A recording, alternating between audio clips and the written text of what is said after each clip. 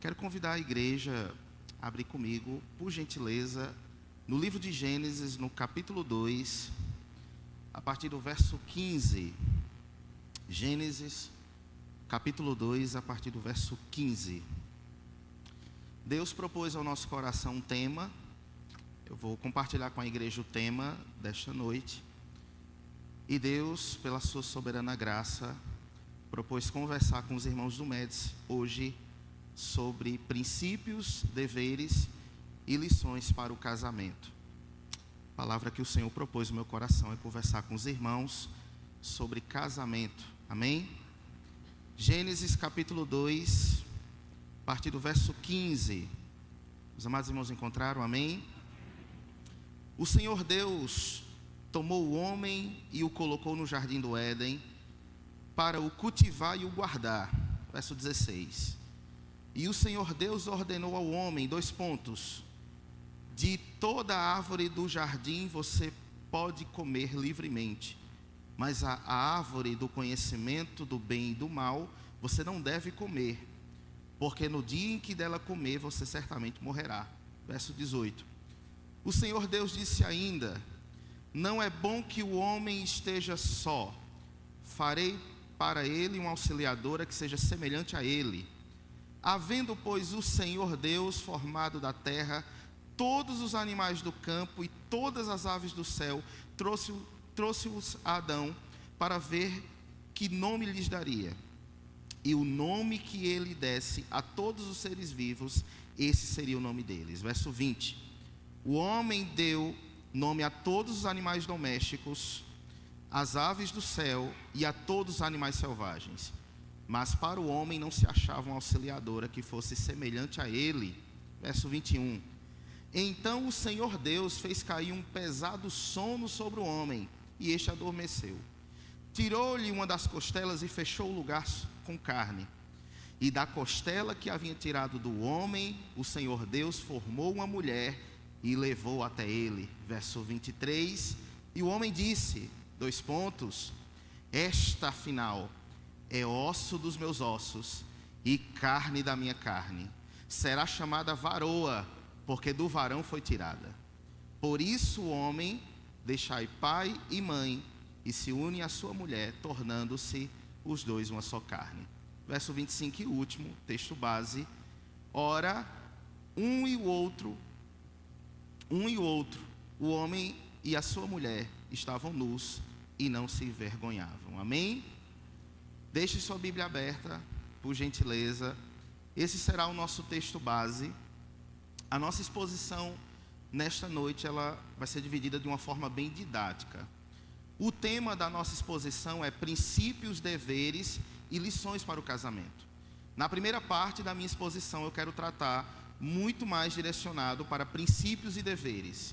No segundo momento, para lições. E no final, eu vou trazer uma conclusiva da mensagem e aplicações finais. O nosso texto base é Gênesis 2, a leitura que nós fizemos aqui, do 15 ao 24, do 15 ao 25, esse aqui é o nosso texto base. Nós iremos percorrer um pouco por Gênesis 3 e também por Efésios 5, mas no momento da mensagem nós vamos nortear isso, amém? Vamos orar mais uma vez, rogar pela graça do Senhor, em nome de Jesus. Amado e querido Deus, mais uma vez nós rogamos a Ti, Senhor, por Tua graça, por Tua misericórdia, nesta ocasião tão riquíssima e tão preciosa, de estarmos reunidos aqui com os meus irmãos do Médici, Senhor. Que o Teu amado e querido Espírito Santo, Senhor, de uma forma poderosa, graciosa, excelsa, soberana, Senhor, ministre aos nossos corações aquilo que o Senhor propôs, aquilo que o Senhor quer nos alcançar mediante a Tua mensagem e a Tua palavra, Senhor. Ó Deus, nós rogamos a Ti, Senhor, porque nós sabemos que somente pelo ímpeto do Teu Santo Espírito, pela iluminação do Teu Santo Espírito, Senhor, é que temos alguma condição, Senhor, de falar acerca da Tua palavra, de falar acerca do Teu ensino, de falar acerca da Tua doutrina, Senhor.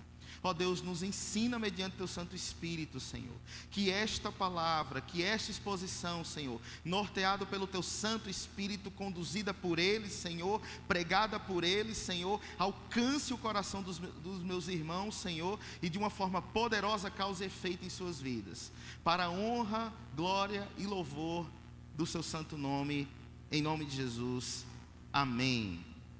Meus queridos irmãos, eu quero iniciar essa exposição, como falei para os irmãos, dividindo aqui de uma maneira muito didática. Por que princípios, deveres e lições? À luz desse texto, tomando esse texto base que nós lemos aqui, o Senhor ministrou ao meu coração princípios que são inegociáveis no casamento, deveres que também são inegociáveis e que não podem de forma nenhuma serem negligenciados. E o Senhor propôs ainda, mediante seu Santo Espírito, para nós, que existem lições muito preciosas aqui nessa narrativa.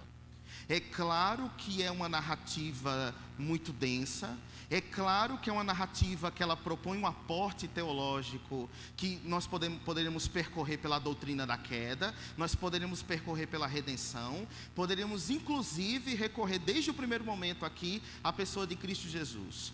Sobretudo o Senhor propôs para que a gente alegorizasse aqui acerca do casamento. O que esse texto nos ensina sobre casamento?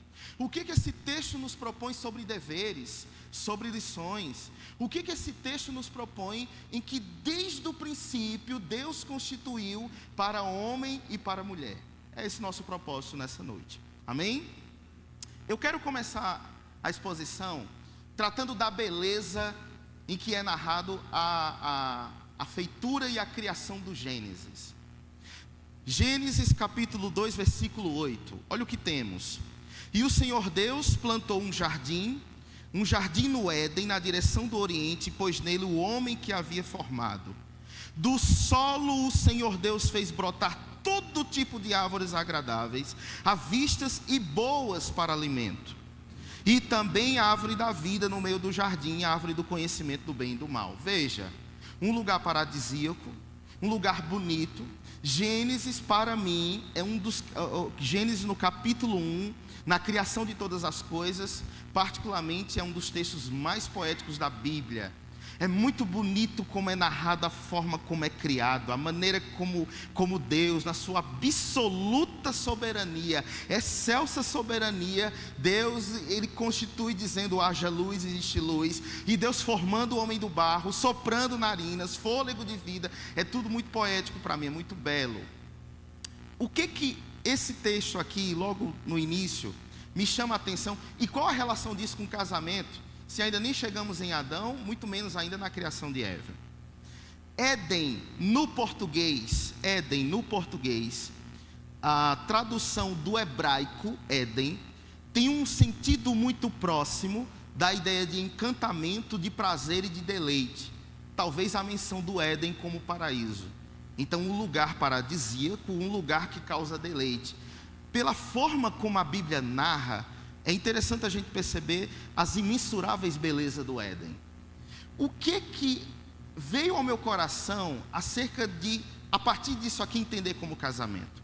Veja, irmãos, como é muito bonito a maneira como Deus, assim como Ele constitui a beleza do Éden, Ele constituiu a beleza do matrimônio.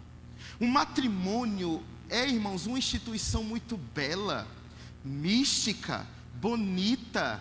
Meus irmãos, é poético a beleza do casamento, a forma como a Bíblia inclusive relaciona isso em a relação entre Cristo e a igreja, como a gente pode ver lá em Efésios. O que eu entendo aqui, me permita alegorizar, que da forma como Deus Ele criou de uma forma muito bela, bonita, exuberante, Deus assim pensa o casamento, Deus assim constitui o casamento, e Deus se agrada para que o nosso casamento seja constituído, irmãos, de uma forma bela, de uma forma santa, de uma forma imaculada, de uma forma que agrade a Deus. É muito bonito pensar dessa maneira. Sendo que o que nos chama a atenção ainda é que, da mesma forma que quando Deus criou tudo, Ele viu que era bom, Deus assim constitui o casamento, irmãos. Deus assim constitui e nos vê como cônjuges. E no momento que Deus, ele constitui isso, Ele chancela isso, Deus também viu que era bom. Lembre-se que a Bíblia nos diz que aquilo que é ligado na terra é ligado no céu. Então, a partir do momento que nós pensamos sobre o casamento, a partir do momento que nós pensamos como Deus ele idealizou isso, como Ele constituiu isso, Ele viu que também era bom. Permita-me também analisar uma outra coisa muito interessante aqui. Veja bem, é importante a gente perceber que nós temos aqui um jardim muito belo, exuberante, sendo que Deus constitui a Adão desde o princípio papéis que ele deveria desempenhar nesse jardim, no Éden. O que nos ensina? E o que nós aprendemos? Que Deus constituiu o casamento de uma forma bela, bonita, para mim poética, mas tudo isso também é constituído de papéis. Existem obrigações e deveres que estão dentro do casamento. Leia comigo, por favor, Gênesis 2:15. Gênesis 2:15. E tomou o Senhor Deus o homem, e o pôs no jardim do Éden para o lavrar e para o guardar. O que Deus nos ensina aqui, o que nós aprendemos e de que forma nós podemos aplicar sobre o casamento? De que Deus nos constituiu um matrimônio, Deus te concedeu uma esposa, Deus te concedeu um marido, mas esse jardim, ele precisa ser cuidado, lavrado, ele precisa ser guardado, existem papéis que exigem do homem, porque Deus assim o constituiu. E aqui, meus queridos irmãos, todos aqueles que principalmente têm o desejo no coração de um dia casar, talvez os irmãos que aqui namoram ou talvez são noivos, entendam uma coisa: tudo que Deus constituiu para o matrimônio é essencialmente muito bom, mas a vida matrimonial, sobretudo a partir dos parâmetros bíblicos, é constituído de papéis, de deveres, e nós não podemos negligenciar esses papéis, esses deveres, o que nós veremos um pouco mais à frente. Muito bem, se o jardim, assim como o nosso casamento, necessita ser gerenciado, eu preciso entender, meus irmãos, que o casamento, ele se constrói dia a dia, na forma ordinária, nas pequenas coisas. O que eu aprendo aqui, no momento que Deus institui a Adão, que ele deve lavrar, que ele deve cuidar, que ele precisa ser uma pessoa que precisa guardar aquilo que Deus constituiu. Deus constituiu o Éden e deu a Adão para cuidá-lo. Deus constituiu a nós o casamento, irmãos. Existem deveres que nós devemos cuidar nesse casamento. Comigo, por gentileza, no verso 29. Perdão. Gênesis 2:15, 16. E o Senhor Deus ordenou ao homem, 2 pontos: de toda árvore do jardim você pode comer livremente, mas da árvore do conhecimento do bem e do mal você não deve comer, porque no dia em que dela comer você certamente morrerá. O que nós aprendemos aqui? Um outro dever muito importante. E aqui eu peço a atenção dos irmãos a uma coisa que me chama muita atenção. É interessante a gente analisar como Deus nos ensina acerca da importância de nós preservarmos pela disciplina moral e espiritual no casamento. Essa ordenança que Deus constitui a Adão, dizendo: de todas comerá, daquela árvore não comerá. De que maneira eu posso aplicar isso no meu casamento? De que maneira eu posso aplicar isso na minha vida conjugal? Meus queridos irmãos, precisamos entender uma coisa. Talvez em cada um dos nossos casamentos existe uma árvore da vida que Deus ordena que desta árvore a gente não coma nem toque. Como assim?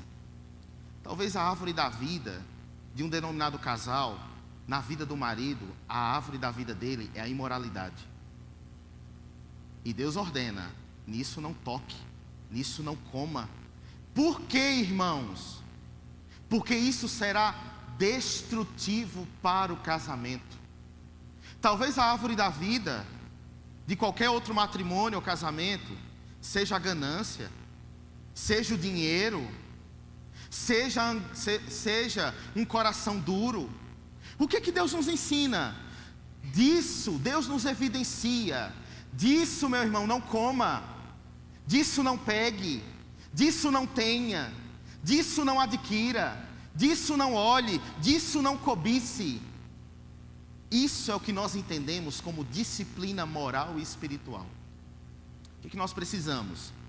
Orar a Deus, para que Deus nos ensine: Senhor, do meu casamento, o que é que eu preciso, Senhor, ser atento para não comer, não tocar, não ver, não atentar e não cobiçar? A Bíblia nos traz diversas exemplificações daquilo que nós deveríamos não tocar, não ver, não cobiçar, nem desejar. Eu consigo lembrar aqui da narrativa do rei Davi.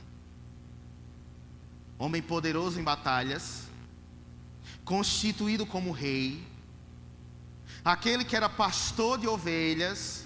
Deus estava com ele, Deus falava com Davi, Deus direcionava Davi, Davi subia e falava com Deus, e Deus o conduzia, e assim ele vencia batalhas. Em uma oportunidade, enquanto passeava no terraço do seu jardim, metaforicamente, a serpente só precisou de um olhar. Ali foi a queda do homem. É mais ou menos isso que a gente precisa entender sobre a árvore da vida, metaforicamente falando, é claro. Sabe uma outra coisa que me chama muita atenção aqui? Muita atenção. Quando nós pensamos em tudo isso sobre o nosso casamento, e aqui eu quero fazer um pequeno anexo, ou uma nota de rodapé. Eu quero que os irmãos atentem para uma coisa que nós encontramos aqui, irmãos, nessa narrativa, sobre a forma como Deus, a maneira como Deus, Ele é cuidadoso e zeloso para com o matrimônio. Não sei se os irmãos já pararam para pensar, mas se a gente perceber aqui, Adão e Eva tinham todas as condições de viver uma vida feliz, deleitosa, matrimonial, conjugal, bela, debaixo da santidade de Deus. Os irmãos já pararam para pensar que Deus pode, ou todo dia, muitas vezes nos concede, todos os dias, irmãos, benesses no nosso casamento. Deus nos dá provisão, Deus nos dá mantimento, Deus constitui saúde, Deus constitui um marido crente, talvez uma esposa crente, um homem piedoso, uma mulher piedosa, mesmo com muitos defeitos, uma família abençoada, uma comunidade de irmãos, uma liderança bíblica, irmãos na fé. Deus coloca no meu coração, no coração da minha esposa, no coração do marido, a fé em Jesus Cristo. Deus concede todas as condições físicas, todas as condições materiais, todas as condições biológicas, para que a gente desfrute de um casamento abençoado, deleitoso, prazeroso, assim como Adão e Eva tinham aqui. Perceba, queridos irmãos, o que nós encontramos, por exemplo, no versículo 29. E disse Deus: eis que vos tenho dado toda a erva. Gênesis 1, 29. Eis que vos tenho dado toda a erva que de semente, que está sobre a face de toda a terra, e toda árvore em que há fruto que dê semente, se vos cear para mantimento. E a todo animal da terra, e a toda ave do céu, e a todo réptil da terra, em que há alma vivente, toda a erva verde será para mantimento, e assim foi. E viu Deus tudo quando tinha feito, eis que era muito bom. Irmãos, quantas coisas, quantas benesses Deus constitui no nosso casamento, e Ele vê que é bom. E muitas vezes, irmãos, a gente, dentro das nossas casas, ou dentro dos nossos lados, dentro do nosso casamento, existe mais lamúria nos nossos lábios do que agradecimento. E existe, irmãos, muito mais reclamação do que um coração grato. E quantas benesses Deus nos concede? Já parou para pensar, irmãos, que você amanhã vai levantar-se, tomar seu café, e que Deus te constituiu um dia gracioso, Deus te constituiu um trabalho, para que você tenha provisão na sua mesa, para que você tenha condições, irmãos, de pagar suas contas, para que você possa, irmãos, viver um bom casamento. Já parou para pensar o quanto de alimento bíblico e espiritual Deus tem concedido ao teu coração, para que você tenha no seu casamento uma base espiritual, uma base sólida, doutrinária, bíblica, e nos nossos lábios não tem agradecimento a Deus? Olha quanto de coisa boa Deus possibilitou aqui a Adão e Eva. O que ele diz aqui, irmãos, no verso 31? E viu Deus tudo quanto tinha feito, e eis que era muito bom. Oh, irmãos, no momento que vocês chegarem em casa, no momento que chegamos em casa, na nossa casa, seja como ela for, maior, simples, pequena, grande, agradeça a Deus, oh, Senhor, como Tu és bom sobre este lar, Senhor. Oh, como Tu és bom, Senhor, Tu és tão gracioso. Poderíamos não ter condições de sequer ter um transporte, sequer ter um automóvel. Tu és gracioso e nos concede isso, para que a gente trabalhe, para que a gente vá para a igreja, para que a gente tenha a nossa vida. Olhe para o seu marido e diz: como o Senhor é muito bom, Senhor. Mesmo um homem com defeitos, mesmo um homem que carece da graça de Deus, mas eu vejo nesse homem qualidades. Eu consigo ver, Senhor, a ação de Cristo sobre esse homem. Para sua esposa, olhe para sua esposa: oh, Senhor, como Tu és muito bom para com essa mulher, como o Senhor o concedeu para mim, Senhor. É esse o sentimento que tem que carregar o nosso coração. Louvado seja Deus. Gênesis 2, versículo 18. O Senhor Deus disse ainda: não é bom que o homem não esteja só. Farei para ele uma auxiliadora que seja semelhante a ele. Havendo, pois, o Senhor Deus formado da terra todos os animais do campo e todas as aves do céu, trouxe-os a Adão, para ver que nome lhes daria. E o nome que ele desse a todos os seres vivos, esse seria o nome deles.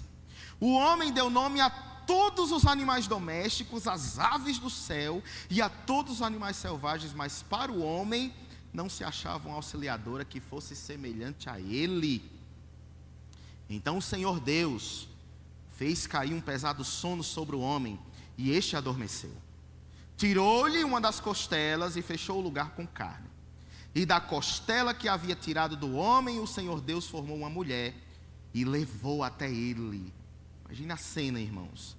O Senhor fazendo ele cair num pesado sono, constituindo dali, criando uma mulher da costela, do lugar da costela fechou com carne, e levou até ele, e o homem disse, olha a reação do homem: esta, afinal, é osso dos meus ossos, carne da minha carne, ela será chamada varoa, porque do varão foi tirado. Meus queridos irmãos, eu aprendo aqui um princípio, que eu acho que ele é muito importante, para que a gente entenda a cosmovisão de casamento, sobretudo casamento de acordo com os paradigmas bíblicos. Sabe quem constituiu o nosso casamento? Foi Deus.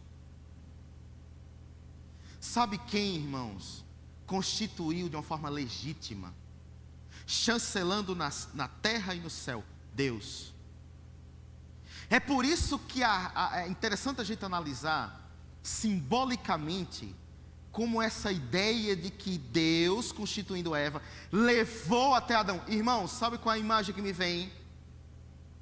Na celebração de um casamento, quando o pai, irmãos, entrando na igreja com a sua filha, trazendo, irmãos, a cena.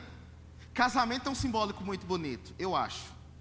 E irmãos, ele passando no meio da igreja, trazendo. Quando ele chega aqui no altar, beija, não é simbólico, beija a testa da filha, balbucia alguma palavra, Deus te abençoe, aperta a mão do noivo, talvez, e entrega ao noivo. Como isso é simbólico? Como é simbólico isso? Deus constituindo Eva, formando Eva do próprio Adão, carne da carne dele, osso do osso dele. e entregando a Adão. A mesma ideia que me vem aqui, o mesmo simbólico que me vem aqui. A reação de Adão, uma reação deleitosa, alegre. Eu vejo aqui o que me parece um entusiasmo de Adão. Sabe qual é, irmãos? Sabe qual é a cosmovisão que nós precisamos ter sobre o nosso cônjuge? A reação que nós precisamos ter da forma como Deus o constituiu para mim, como Deus constituiu seu marido para você, e como Deus constituiu sua esposa para você. Essa é a reação de Adão.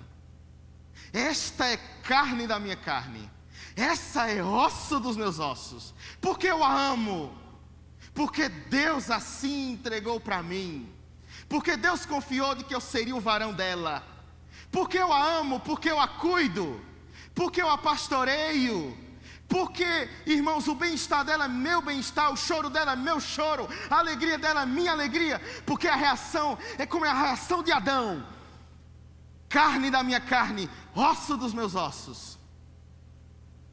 É essa, irmãos, é essa alegria, o entusiasmo que nós precisamos entender, a ideia do cônjuge, da forma como Deus o nos deu. Eu acho muito bonito também. Eu acho muito bonito a forma como Deus é gracioso nisso tudo, mas muito gracioso. Você já parou para pensar que você poderia não estar casado hoje? Você já parou para pensar o quanto que Deus foi cuidadoso para que desse a você, para que constituísse a você o marido, a esposa, a família, porque Deus é soberano sobre isso. Na família que nós nascemos, quem escolhe é o Senhor, o pai que eu tive, a mãe que tenho, a família que temos. Irmãos, é tão bonito a gente perceber e ter uma compreensão plena da soberania de Deus sobre as nossas vidas e sobre o nosso casamento.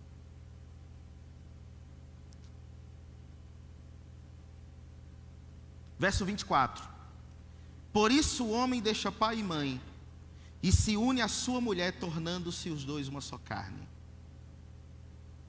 Ora, um e outro, o homem e a mulher, estavam nus e não se envergonhavam.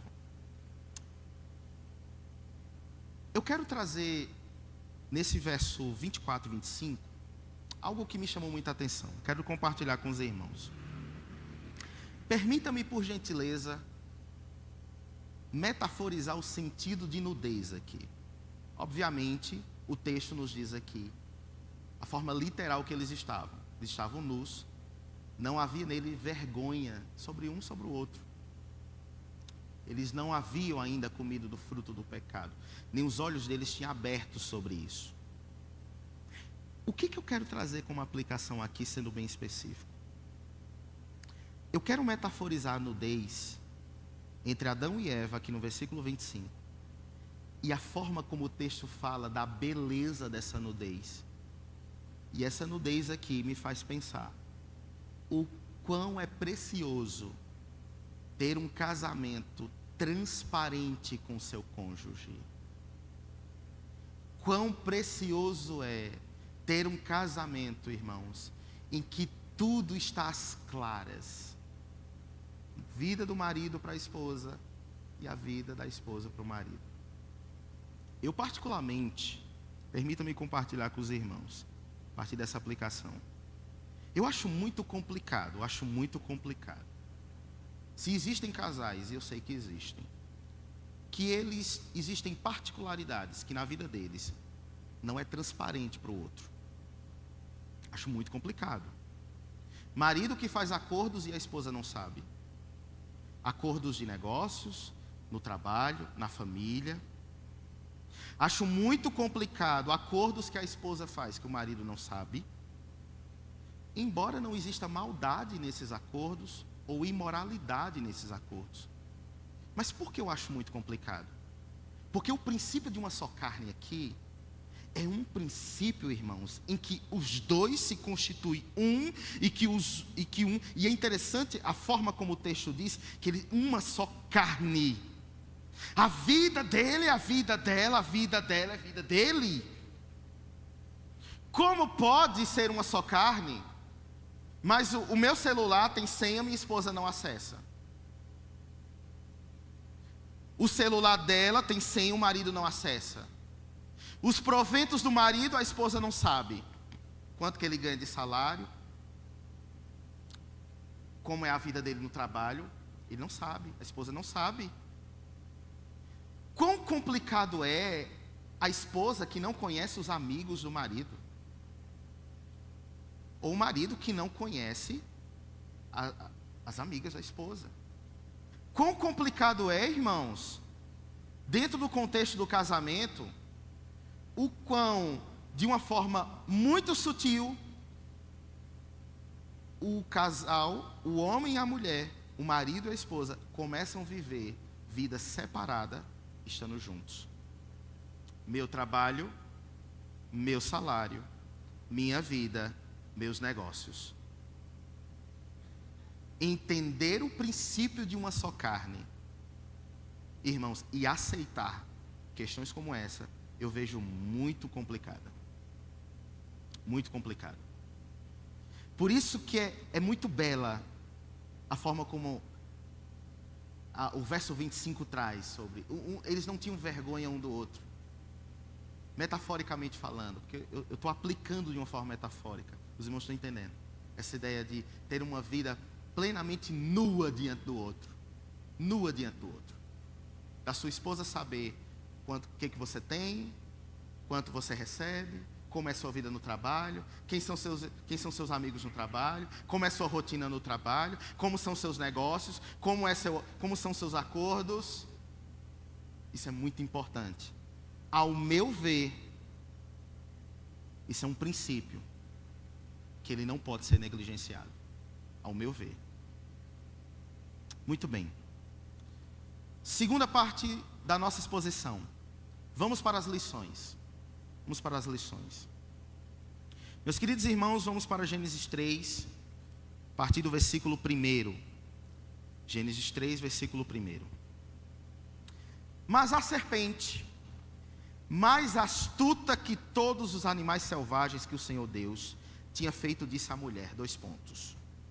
É verdade que Deus disse, não comam do fruto de nenhuma árvore do jardim? A mulher respondeu, a serpente: do fruto das árvores do jardim podemos comer, mas do fruto da árvore que está no meio do jardim, Deus disse, vocês não devem comer dele, nem tocar dele, para que não venham a morrer.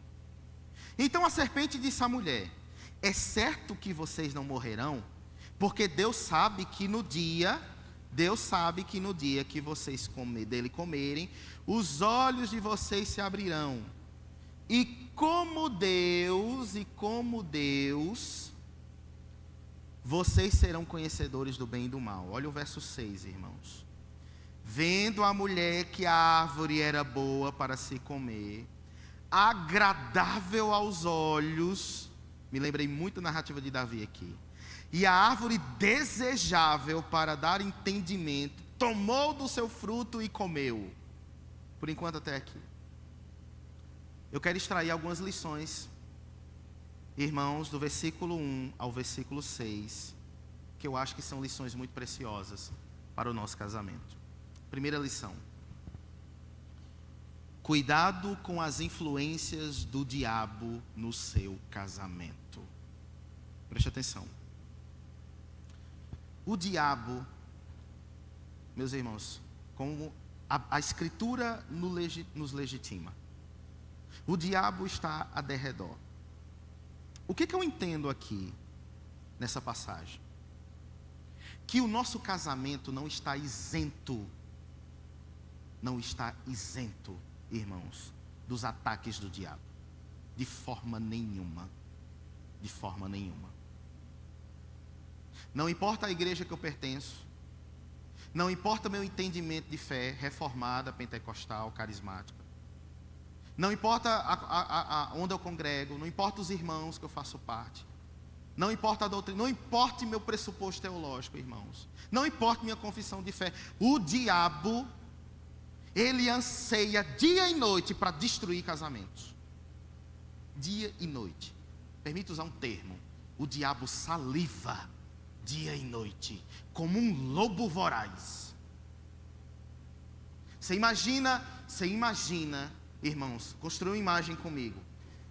A feição de um lobo salivando, olhando para a ovelha, louco para passar pelo cercado, irmãos, devorar aquela ovelha. Assim é o diabo para acabar com casamentos. Tenha certeza disso. E eu digo mais, a partir desse texto. O diabo, assim como o lobo, ele é constituído de uma sagacidade muito estratégica. O que me legitima isso, Leandro? O texto. Vamos voltar. 3:1. Ora, a serpente era mais astuta que todos os animais do campo que o Senhor Deus tinha feito. Mais astuta. E a serpente, disse à mulher: é assim que Deus disse, não comereis de toda a árvore do jardim. O que eu aprendo aqui? O diabo sabe a quem ataca. O diabo sabe a forma, o método, a maneira. O diabo sabe se é mais propenso o marido à queda ou se é mais propenso a esposa. O diabo sabe o que é mais propenso para que ele caia ou que ela caia. O diabo estrategicamente, irmãos, espreita noite e dia qual é o horário para ir falar com Eva, qual é o momento para ir falar com Eva, qual é o discurso para falar com Eva, qual é o modo para falar com Eva, qual é o tom para falar com Eva. Esse é o diabo. E assim, pode ter certeza, ele faz ou tenta contra o casamento. Mas, irmãos, tenha convicção plena disso. Convicção plena disso. A palavra hebraica de mais sagaz, o sentido de mais sagaz, contém mais ou menos a ideia de astúcia excepcional. Sabe o que me chama a atenção aqui? É que da mesma forma como o diabo usa a serpente, sabendo que a serpente, como o texto nos diz, era mais sagaz, maliciosa, ardilosa, o diabo também usa pessoas para destruir casamentos. Pessoas. Literalmente ele usa pessoas. E não se espante com as mesmas características da serpente: maliciosa, sensual, ardilosa, imoral, sagaz.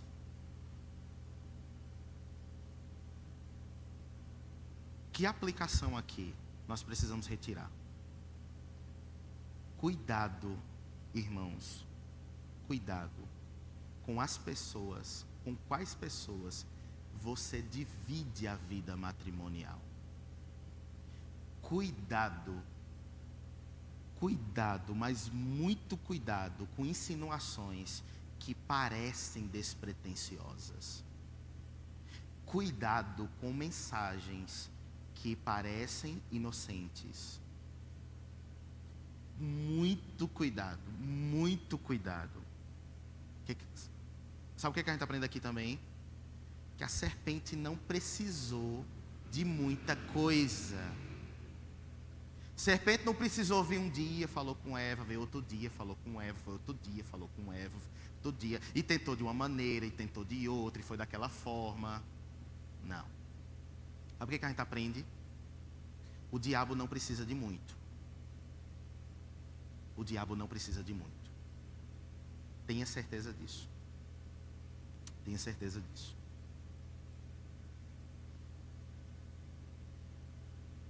Verso 4. Capítulo 3. Gênesis 3, verso 4. Então a serpente disse à mulher: certamente não morrereis. Porque Deus sabe que no dia em que dele comerdes, se abrirão os vossos olhos, e sereis como Deus, sabendo o bem e o mal. Vamos analisar esse trecho. Preste atenção. É interessante a gente analisar como é a construção argumentativa da serpente para convencer Eva. Primeiro, a serpente é estratégica, ela vai direto ao ponto. Vai direto ao ponto. Quando Eva diz, sim, Deus falou que não toqueis nesse fruto, nem comer desse fruto. Aí a serpente distorce o princípio de Deus. Aí a serpente descontextualiza o que Deus disse. Meus queridos irmãos, o que tem de gente por aí aconselhando casamento, meus irmãos, distorcendo o princípio bíblico, não é brincadeira. Cuidado, meus irmãos. Cuidado, mas muito cuidado. Quando a serpente faz isso, o que ele diz? Certamente não morrereis. Aí olha a justificativa da serpente. E é uma baita justificativa. Porque Deus sabe que no dia que dele comerdes, se abrirão os vossos olhos e sereis como Deus, sabendo o bem e o mal. Sabe o que precisa ter cuidado? Essas pessoas vendem, meus irmãos. Essas pessoas vendem um discurso bonito, distorcendo a palavra de Deus e prometendo algo, irmãos, que eles não podem oferecer. Vamos conjecturar a reação de Eva. Você como Deus. Eu vou ser como Deus. Se a velha serpente, como diz lá em Apocalipse 12:9, a antiga serpente, desde a epigênese da fundação do mundo, queria ser como Deus, ela, de uma forma muito bem elaborada, introjeta isso no coração de Eva. Oh, meus irmãos, por gentileza, em nome de Jesus, se você vai precisar de conselhos dentro da sua área conjugal, procure pessoas espirituais. Procure sua liderança pastoral. Procure irmãos na fé que tenham condição de lhe aconselhar, que tenha a palavra de Deus pregada no seu peito, no coração. Pessoas que vão, irmãos, de uma forma muito graciosa, tentar pastorear o seu coração para lhe ajudar a caminhar, para lhe ajudar a seguir firme, para consertar aquilo que precisa. Por favor, irmãos, não entregue o seu casamento a qualquer pessoa. Não abra a sua vida conjugal para qualquer pessoa. Não confesse os problemas que vocês precisam ajustar com qualquer pessoa. Em nome de Jesus. Versículo 7. Então foram abertos os olhos de ambos e conheceram que estavam nus, e coseram folhas de figueira e fizeram para si aventais. Ô irmãos, é tão interessante isso. No verso 25 eu vejo a nudez de uma forma bela. É interessante que depois da queda tudo muda, né? Não é a mesma beleza que a gente vê aqui mais. O que me chama a atenção de costurar folhas de figueira? Sabe o que Deus colocou no meu coração sobre isso? Não coloque folhas de figueira nos problemas do seu casamento que estão necessitando urgentemente serem resolvidos. Folha de figueira não vai resolver.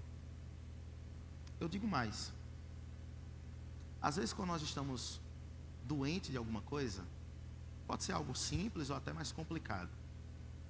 A gente geralmente ataca a consequência do problema. E a gente se automedica, ou pede um conselho de um amigo ou de um parente, toma um remédio. Aí passa ali uns 20 dias, volta de novo. Aí você toma novamente, compra outro, dessa vez um pouco mais forte. E assim vai. Tem pessoas que vão seguir na vida assim. Às vezes isso é o casamento. Você tem um problema, e aparentemente é um problema pequeno. Mas sabe o que você vai? Você vai, pega um medicamento, resolve ali a situação de forma paliativa. Depois, irmão, aparece outro problema que é resultado do primeiro problema. Não tem problema. Faz outra folha de figueira, coloca aqui. Mas aparece um terceiro problema, que é produto do primeiro, que é consequência do segundo. Não tem problema, outra folha de figueira. Meus irmãos, precisamos atacar a raiz. Sabe por quê? Sabe por quê? Se a nossa vida conjugal for colocar folhas de figueira em todo o problema, irmãos, folha de figueira, tem folha de figueira, folha de figueira, folha de figueira, folha de figueira, folha de figueira, folha de figueira. Oh, meus irmãos, daqui a 5 anos, você vai estar com a chaga, vai ser muito difícil curar essa chaga. Adão e Eva colocaram folhas de figueira,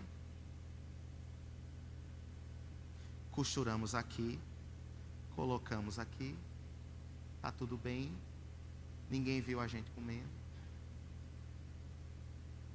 Deus está lá, a gente está aqui, tudo certo. Não é assim às vezes que a gente encara um problema no casamento? Coloca uma folha de figueira, o marido finge que não é problema, a esposa finge que não é, vamos seguir na vida e vamos passando.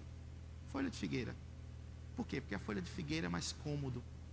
Porque a folha de figueira não dá trabalho. Porque folha de figueira é mais simples, é mais prática. Mas sendo, irmãos, que a folha de figueira é só um paliativo. Que é um conselho prático. Sente com a sua esposa hoje. Vamos resolver essa situação. Vamos resolver. Por favor, vamos resolver isso. Vamos resolver. Eu não aguento mais. Faz 3 anos que a gente coloca a folha de figueira nisso. Vamos resolver isso. Vamos chegar no centro. Vamos orar a Deus para que o Senhor nos direcione e a gente tire todas essas folhas de figueira e resolva essa situação.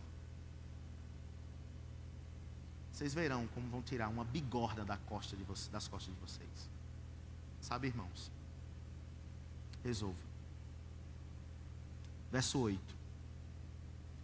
E ouviram a voz do Senhor, Deus, que passeava no jardim pela viração do dia. E esconderam-se Adão e sua mulher da presença do Senhor Deus, entre as árvores do jardim.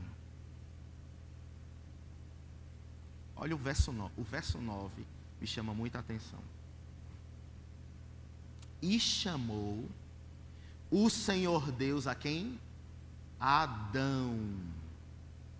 E disse-lhe: onde estás? O que me chama a atenção aqui? Primeiro, no princípio Deus ordenou a quem? A Adão: da árvore da vida não comerás. Interessante que Deus ordena a ele. O que eu aprendo? Se não comer da árvore da vida era um princípio moral e espiritual que Deus estava ensinando a Adão, Deus deu a Adão a palavra de disciplina moral e espiritual. Quando tem a queda, que Deus desce no jardim, quem é que Deus cobra? Quem é que Deus requisita a presença? Quem é que Deus chama a presença e pergunta onde está? Não é pergunta onde está porque Deus não sabia não, irmãos. Adão. Eu não quero me estender nesse tópico, porque ele é apenas um item da minha exposição. Mas é interessante a gente pensar, em particular, como é que Deus constituiu o papel do homem. Eu quero citar pelo menos 3 aqui: protetor, sacerdote, provedor. Protetor, sacerdote, provedor. Se Deus concede a Adão a palavra do princípio moral e espiritual, que era não comer da árvore, e quando há a queda, Deus requisita a ele a presença, sabe o que eu aprendo?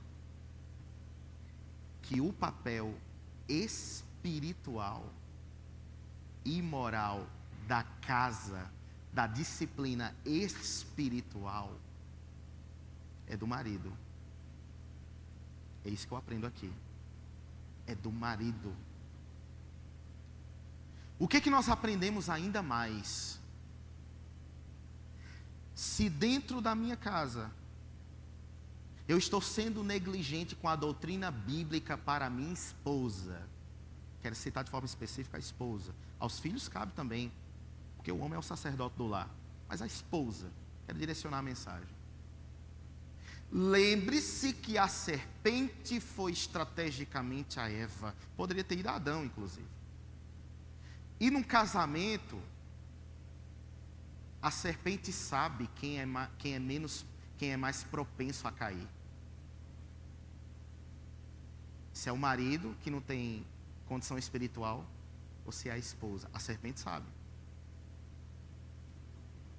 Se a negligência diante do papel do meu casamento, e detalhe, tenha certeza de uma coisa, irmãos, se a doutrina, se o coração de uma esposa é bem pastoreado pela doutrina bíblica do marido, a propensão de um bom casamento é muito grande, mas é muito grande.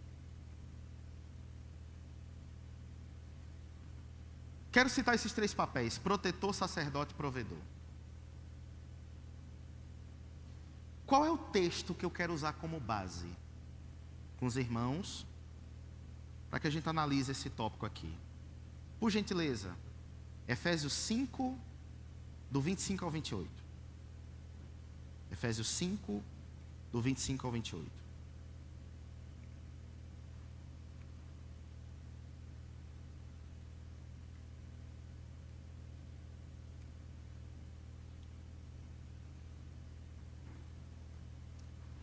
Efésios 5, do 25 ao 28. Os irmãos encontraram? Vós, maridos, amai vossas mulheres, como também Cristo amou a igreja e a si mesmo se entregou por ela. Olha o termo que é usado aqui, para santificar, purificando-a com a lavagem de água pela palavra. Verso 27. Para a apresentar a si mesmo igreja gloriosa, sem mácula, nem ruga, nem coisa semelhante, mas santa e irrepreensível. Assim, olha o termo usado, devem os maridos amar as suas próprias mulheres como seus próprios corpos, porque quem ama a sua mulher, ama-se a si mesmo. Analise comigo com atenção o verso 25.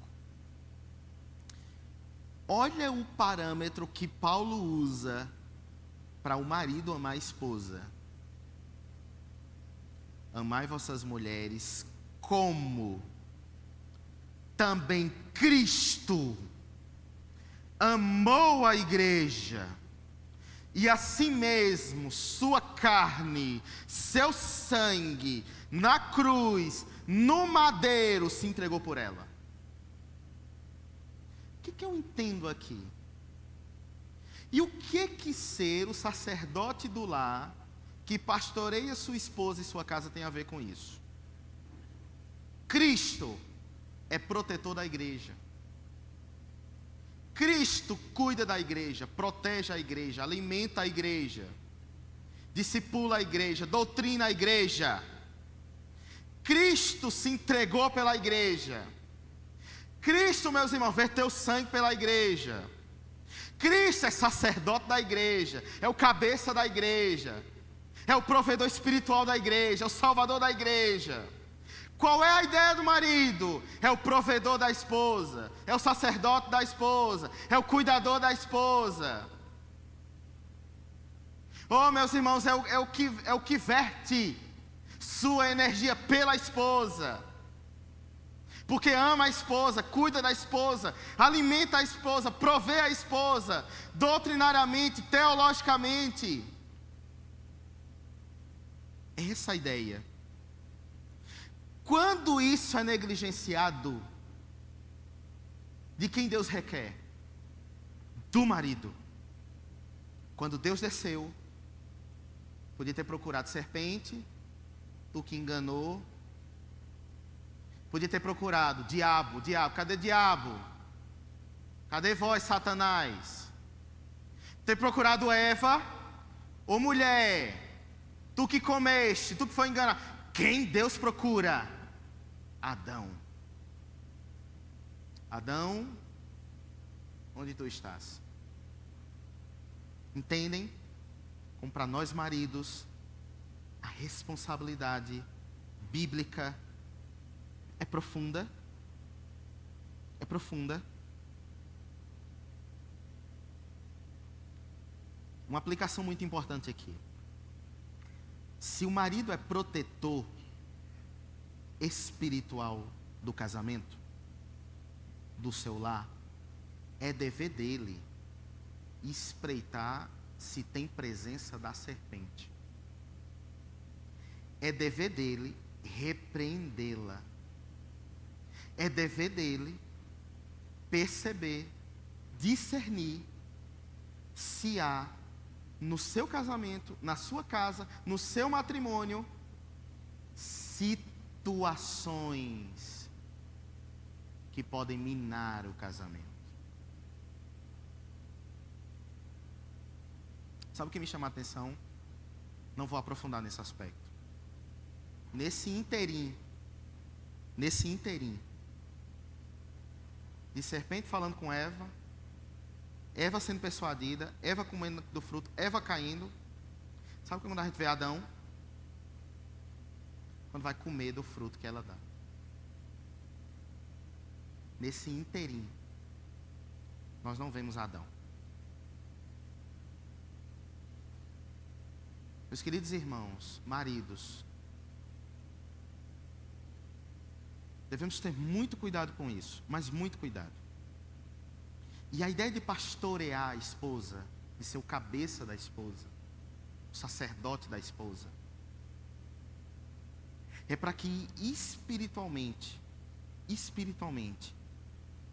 tenhamos muito discernimento sobre ela, sobre nossa casa, sobre nosso lar. Obviamente que eu estou aplicando isso aqui com base no texto, mas muitas vezes o que acontece é o contrário. É a esposa que tem esse discernimento e o marido não tem. Isso acontece também. É a esposa que tem a iniciativa espiritual.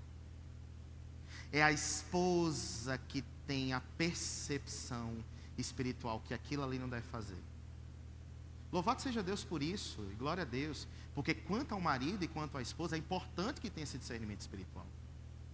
Mas a gente não pode negligenciar o dever que Deus concede ao marido quanto a isso.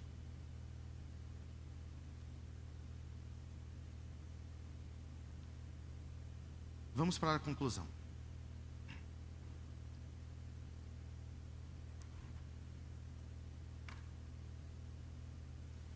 Diante desses princípios, deveres e lições, uma pergunta, ela precisa ser feita aqui essa noite. Leandro, meu casamento não está bem. Meu casamento não está bem. Isso conjecturando no coração. Eu não sei mais como resolver isso aqui. Faz 2, 3, 4, 5, 10 anos que a gente coloca folhas de figueira no nosso casamento. Eu espero o discernimento espiritual dele, não tem. Talvez conjecturando o coração. Talvez ele conjecturando o coração. Eu espero que ela seja uma esposa submissa. Ela não é. Nós vamos vivendo dia após dia carregando o fardo. E assim a gente vai conseguindo. Folha de figueira. Coloca a folha de figueira. E vamos caminhando. Vamos caminhando. Por favor, meus irmãos. Vamos ler o verso 21. Gênesis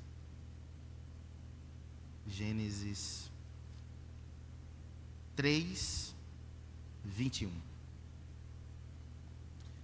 O Senhor Deus fez roupas de peles com as quais vestiu Adão e a sua mulher. O que esse verso 21? O que esse verso 21 pode nos ensinar sobre tudo isso que conversamos e sobre o casamento? Eu quero fazer aqui uma alegoria, eu vou chamar de alegoria, que eu acho que ela é muito propícia para esse texto e para tudo que a gente conversou. Jesus foi para a cruz para que satisfazesse a justiça de Deus. Se nós somos salvos, é pelo mérito de Cristo. Sacrifício vicário. Aquela cruz ensanguentada, irmãos, é o que nos justifica diante de Deus. Como é que eu aplico isso aqui? Deus poderia ter matado Adão e Eva. Poderia. Ele é Deus, é soberano. Poderia. Deus poderia ter roteirizado uma história diferente do que nós vemos aqui. Poderia, sim. Olha o que me chama a atenção. A nudez agora deles é uma nudez vergonhosa. É uma nudez produto da queda que eles tiveram. Desobediência. E diante de Deus, eles estão maculados. O que Deus faz? E o Senhor Deus, a Adão e a sua mulher, túnicas de peles, e o vestiu. Deus sangra um animal. E da pele desse animal, cobre a vergonha de Adão e Eva. Da pele desse animal que foi morto, que sangrou, Deus coloca sobre eles, irmãos, coloca sobre eles a pele, de modo que a vergonha deles, do pecado, fosse vestida pela pele desse animal. Sabe o que eu vejo aqui? Um tipo de Cristo. Meus queridos irmãos, não importa quanto tempo faz que você, com a sua esposa e o seu marido, está colocando folhas de figueira. Meus irmãos, o sangue do Cordeiro, irmãos, do sacrifício incondicional, vicário, gracioso, irmãos, pode cobrir qualquer vergonha e qualquer pecado de um casamento. Tenha certeza disso. Como é bonito esse verso 21. Como esse verso 21, irmãos, é uma redenção para Adão e Eva. Como aqui evidencia-se a graça de Deus sobre esses dois. Como se evidencia a misericórdia de Deus. Sabe o que eu vejo? Deus é misericordioso e gracioso para com o nosso casamento.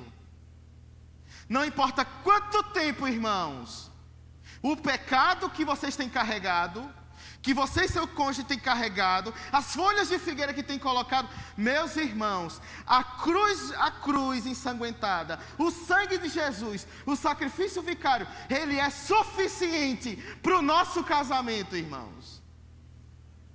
É isso que a gente precisa entender, irmãos.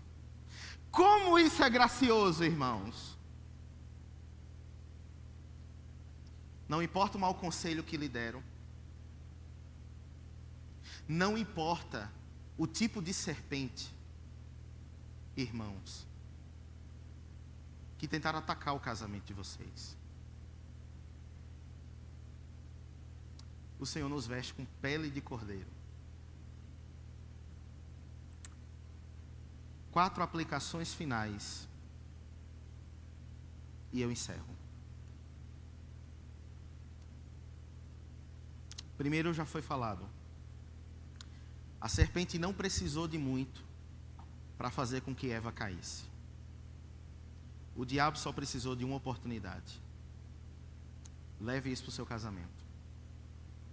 O diabo não precisa de muito. É no pouco mesmo. É no pouco. Um link, uma mensagem, um sorriso, ou como Davi, só um olhar na sacada. Davi olha Batseba, primeiro versículo, no versículo 4. O texto diz que Davi deita com Batseba. Assim a queda. Assim a serpente. Segunda aplicação. O dono do Éden e quem constituiu o Éden foi Deus.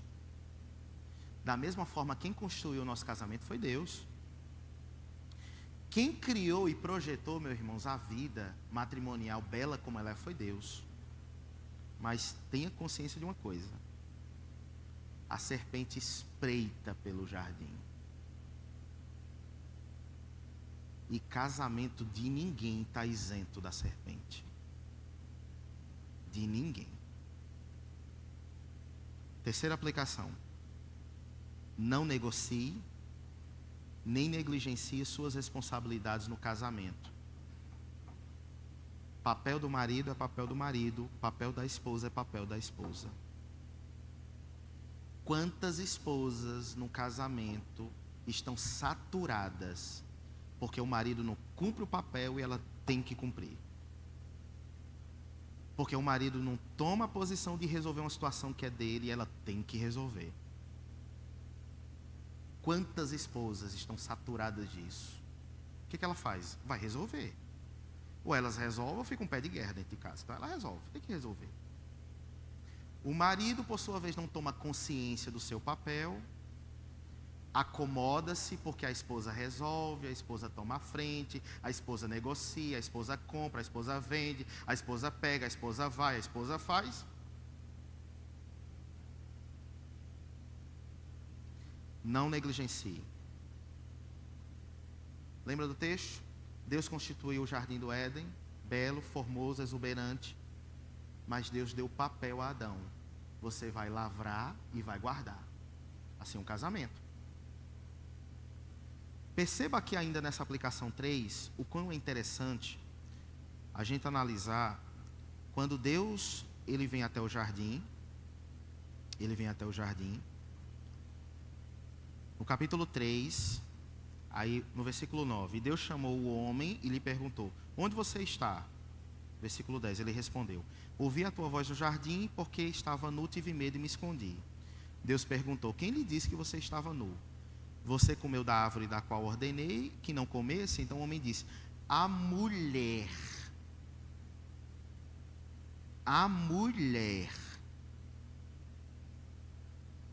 que tu me destes, a mulher que tu me destes, me deu da árvore e eu comi. Então o Senhor Deus disse à mulher, que é isso que você fez? A mulher respondeu, a serpente me enganou e eu comi. O que a gente percebe aqui? Para começar por Adão, que a responsabilidade é do outro. Quantos maridos, às vezes eles dentro das suas casas, podem ser questionados por alguma coisa? A culpa é dela. Porque ela faz isso. É porque é dessa forma. É porque é dessa maneira mesmo. O que a gente aprende? Mas o meu papel está negligenciado, mas da minha esposa eu cobro. Meus irmãos, o entendimento de submissão não é dessa forma como você está entendendo, não. Mas de forma nenhuma. De forma nenhuma. É interessante como aqui a culpa da queda, ou a responsabilidade é transferida. A começar de Adão, que foi ordenado a ele que não comesse do fruto. Por fim, e aqui eu encerro, há uma frase que ela me chamou muita atenção. Eu acho que ela é muito propícia para essa exposição. Não é o amor que faz o casamento. Não é quanto você sente que faz o casamento. Não é quanto você é apaixonado pela sua esposa. Isso é importante, claro que é importante, óbvio, irmãos. Mas não é isso que constitui o embasamento sólido do casamento. É o casamento que faz o amor. O exercício de piedade, de espiritualidade, de companheirismo, de submissão, de autoridade, de oração, de doutrina, isso faz o amor. Meus irmãos, que esposa não sente no coração a benesse de ser submissa a um marido bíblico, benevolente, cuidadoso? Ô, meus irmãos, me permita fazer um adendo aqui. O quanto que é feio, marido truculento, mal educado com a esposa, fala de todo jeito, trata de todo... Meus irmãos, é carne da sua carne. A autoridade não se faz com ignorância. Como é feio isso. Meus irmãos, aprendemos a ser benevolente para com a mulher, para com a esposa. É carne da sua carne, é osso do seu osso. Como é feio isso. Não tem forma de falar com a esposa, é descuidado com ela, não se preocupa, não tem empatia com a esposa. Meu irmão, não é assim que nós vemos, que nós aprendemos. Por isso que é o casamento, irmãos. É a vida ordinária do casamento, a piedade, o exercício, a benevolência, a proteção, que faz o amor. Isso é importante para que nós aprendamos. Amém?